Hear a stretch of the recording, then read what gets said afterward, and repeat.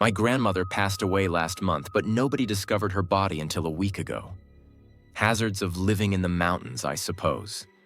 My uncle was in complete disbelief. He'd been driving up with groceries and supplies every month, and according to the coroner's report, she had died just a day after his last visit. What were the chances? To hear him tell it, she was perfectly fine when he left, as spry as ever. She was still fetching her own water from the river and even doing a bit of fishing. And then, just like that, she was gone. Griff, her golden retriever, was missing too. My uncle figured the dog must have taken off after realizing she wasn't waking up. Maybe wandered into the woods, got lost, or chased after some squirrels and never came back. He searched for hours after finding her, calling Griff's name, looking in all his usual hiding spots. No luck. My opinion? Griff ran as far as he could. After the funeral, my brother and I offered to help Uncle Jake clean out her cabin. Or, more accurately, my brother offered, and I got guilt-tripped into tagging along. Turns out, she left the cabin to both of us in her will. Shared ownership. Not that either of us wanted it. We'd both had our fill of memories from that place. Still, it was a bright summer day to be sorting through the remains of a dead woman's life. The sun burned high in a cloudless sky. Sparrows flitted through the towering pines, singing their songs, and the mountain breeze carried the scent of wildflowers through the clearing.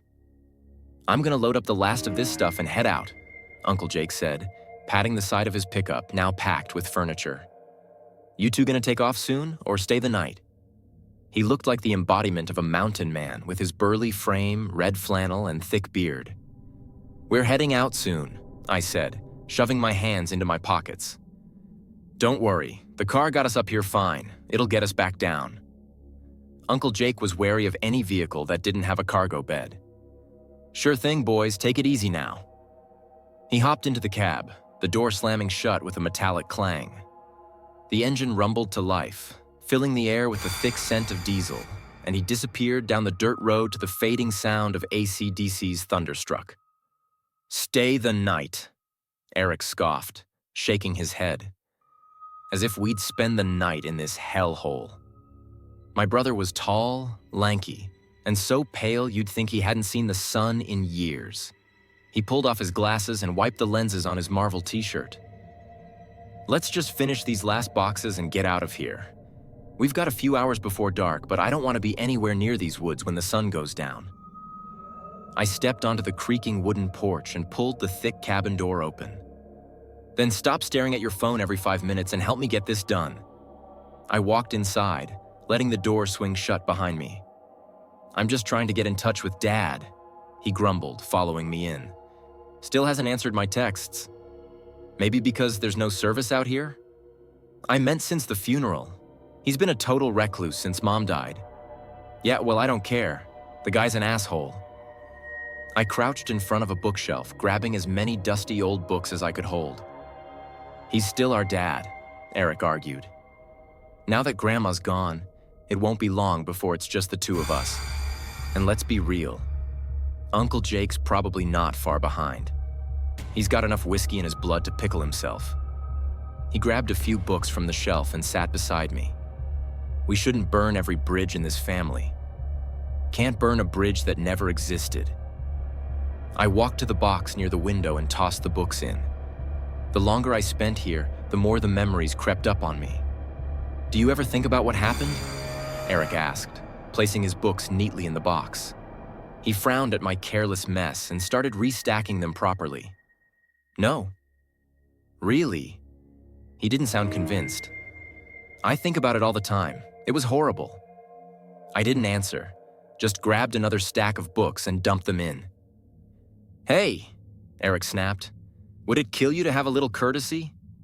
He gestured at the neatly arranged books. One of them was Mysteries of the Cryptids. I looked away. "See the effort I'm putting in?" he said. "Do you really need to throw yours in like a toddler?" "Sorry, man, I just hate this place." A chill ran through me. I want to get out of here. So do I, but talking might help. "Not really." I turned toward the den, putting distance between us. Eric grabbed my arm. Matt, it was 12 years ago, but it feels like a lifetime. I don't even know if I'm remembering real events anymore or if I've just filled in the blanks. I shrugged him off, but his expression stopped me. He needed this. You won't talk about it, he said, voice shaking. And I have no clue if what I remember even happened. With a sigh, I sank into Grandma's old rocking chair. It sat before the red brick fireplace, cold and filled with the remnants of charred logs. It'd probably never be used again. I planned to tear this place down and leave it for the insects. I only wished I could do the same to my memories. 1 week in this cabin had gifted me a decade of alcoholism, chronic nightmares, and insomnia. It took a cocktail of prescription meds just to sleep, and even then, it was a coin flip if I'd wake up in sleep paralysis. And now Eric wanted to dig it all back up? I flexed my hand, staring at the deep scars that wound across my skin. Even after all these years, I could still see the blood, smell it, taste it. My heart pounded as the memories surfaced, and I forced myself to look away. Something caught my eye in the fireplace, a shape buried beneath the ashes. What the hell? I muttered, leaning forward. It wasn't a log.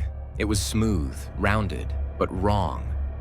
I reached in, brushing away soot, and my breath hitched. My fingers trembled. Eric, I called, barely finding my voice. What? He called from the other room. I swallowed. Is this Griff? Footsteps thudded, and he ran in, eyes lighting up. You found Griff? I didn't answer. I just held up the skull. Eric's face drained of color. What the fuck? He gasped, dropping to his knees. No way, no fucking way. What would he be doing in the fireplace, Matt? I had no answers. No reason Griff should be here. No dog would willingly burn to death. Maybe it's a coyote, Eric blurted. Grandma probably killed it and threw it in here so the smell wouldn't. There aren't coyotes out here, I interrupted, and it's too small for a wolf. Eric looked like he was going to be sick. Griff had been the only good memory we had of this place. Matt, why would she do that?